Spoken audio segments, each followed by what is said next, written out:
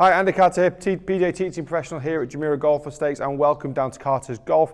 Thank you very much for joining me. If you've seen yesterday's tip on chipping, the 3 do's and don'ts, today we've got pitching for you. Okay, so pitching is a hugely important part of the game. I think if you're a golfer off maybe a 13 handicap and above, you're going to be pitching on pretty much every single hole you play. Particularly the ones that you don't make in regulation, or if you don't hit the ball too far off the tee, you're always going to be pitching in for your third shot, in particular on a par 4. So pitching is certainly a part of the game that can lower your handicap, but it can also kind of help maintain your handicap as well.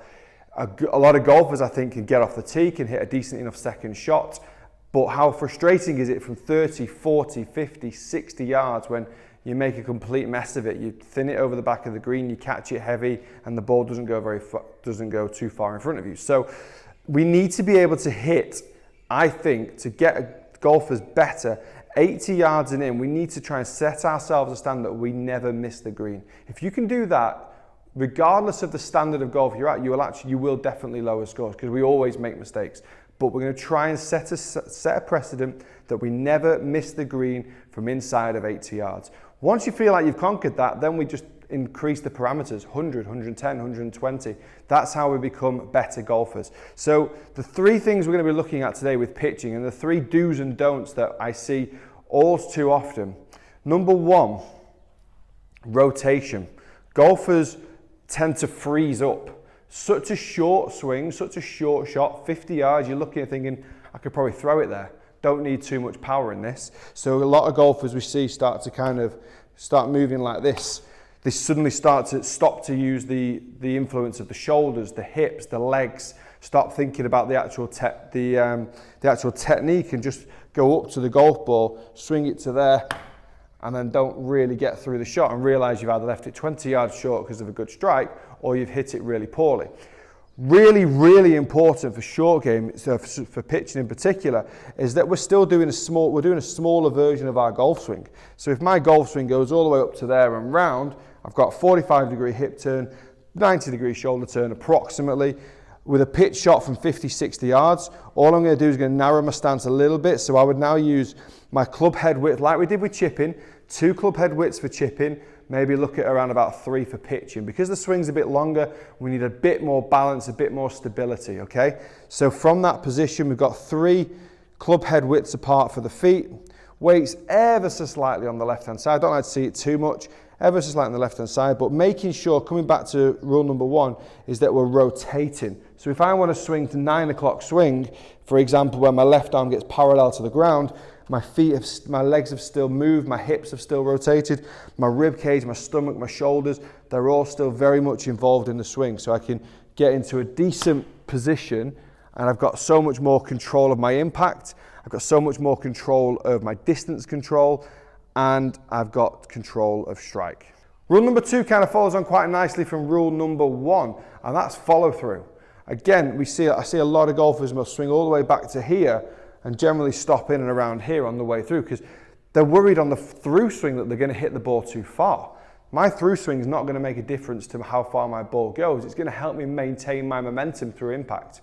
If I swing back to here and stop there, to stop here, we must have slowed down here. So it comes back onto chipping with the deceleration, but there's going to be an element of deceleration if we don't fully follow through. I could swing to there and follow through all the way around to here, and the ball is not going to go too far. It's going to go as far as what that backswing tells the ball to go.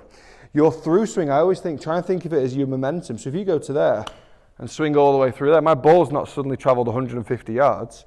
It's traveled the yardage that the backswing has told it to travel. Okay, so a key thing here is kind of putting some of the chipping fundamentals from yesterday, and rule number 1 from today is making sure that we maintain speed and we maintain that symmetry between backswing and downswing. So for example, if I swing back to 9 o'clock, I've got my hips rotating from rule number 1, I've got my upper body rotating, so 9 o'clock with rotation, and then through impact. I've probably hit the ball there around about 40 to 50 yards. I've come through to what feels like around about 3 o'clock, probably a little bit more, but my upper body and lower body now fully facing the target. I've added full rotation through the shot. I've maintained momentum. I've maintained power. I still need power in the shot to hit the ball 50 yards, but I've also maintained the ability to strike the ball consistently. If we can do that, we can also judge our distance control so much better. Rule number 3, and at the same time, it's also probably rule number 1, because it is the most important part of a golf swing, whether you're chipping it 5 yards or ripping that driver as far as you possibly can. Impact. Every golfer on tour has got a different golf swing. They've got different techniques. They've got different setups. One thing they all have in common is impact position. Okay, and we need to be into a position where we can create a good, powerful, efficient, consistent, and reliable impact position. So like every other shot, even though it's only 50 yards, we're not trying to get under the ball, we're not trying to help it with height or anything like that. We need to be in a position where the lower body's rotated, it's cleared through impact. We don't want to be staying kind of static. If my lower body stays static, then my hands release the club early. That's called an early extension. That's something we're trying to stay away from. What we've got to try and do from this point is, as we're coming back down, make sure the hands are staying ahead of the club head and make sure the lower body's rotating. This is something where I want to try and see most golfers in. I want to see the lower body cleared to the left. I want to see the hands slightly ahead of the golf ball. My shoulders are also left of the golf ball. So the very last thing that hits the ball is the club head. Every other part of my body's cleared. It's really important, or even on such a short shot, like we alluded to yesterday with chipping, even on such a short shot, we've got full control of this impact position. So we'll get there and we get a good, strong impact position. I still want to hit this ball with power. I still want a strong rotation through impact. Just because the ball's only going 50 yards, it doesn't mean everything stops. Everything gets kind of flicky and stops moving. Through impact here, we still need plenty of power, lots of rotation, lower body and upper body out towards the target. What's not going to make this ball travel too far is the length of backswing and the amount of loft on the club head. The ball's going to hit, the club's going to hit down on the ball, ball's going to go up, it's got backspin, it's got loads of loft. But what we've done, we've hit it efficiently and we've hit it properly. It's exactly how we're going to be able to consistently manage our distance control. Guys, thanks very much for watching. I hope you've enjoyed these last 2 days of chipping and pitching do's and don'ts. If there's anything on there that I have mentioned about your swing in particular, please do comment below. I'd like to know which part of your game you've been struggling with, but also what you'd like to see going forwards as well. Any more tips that you'd like to see in particular. I've got a huge library coming to the channel now. So if there's anything that you would specifically like to see, please let me know. I'll add it to my list and it will be uploaded to the channel. Guys, thank you very much for watching from a very, very hot and sweaty Dubai. 52 degrees.